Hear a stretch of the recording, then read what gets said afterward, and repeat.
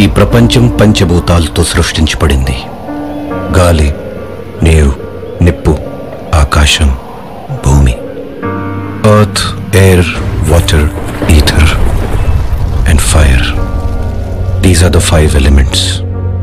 కానీ కనిపించని ఈ లోకం ఈ పంచభూతాలే కాకుండా వేరే ఇంకేదో కనపడని దానిపై ఆధారపడి ఉంది. దాన్ని మనం రకరకాల పేర్లతో పిలుస్తాం. కొంతమంది కోరిక అని, వాంఛ అని, ఆకాంక్ష అని, మరి కొంతమంది ఆశ అని అంటారు. Some call it desires. నిజం చెప్పాలంటే ఈ లోకం వీటి నీడలోనే కదా ఉంది.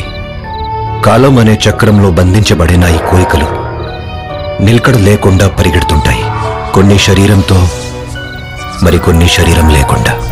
ఈ తీరని కోరికల్నే మనం ఆత్మ, ప్రేతాత్మ, భూతం, స్పిరిట్, గోస్ట్ అనే పేర్లతో పిలుస్తాం.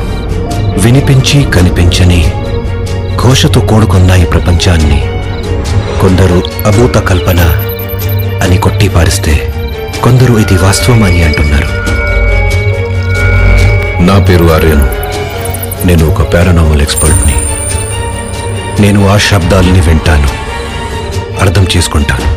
అవి నిర్మానుష్యమైన ప్రదేశంలో, చీకట్లో ముక్తి కోసం తిరుగుతూ ఉంటాయి.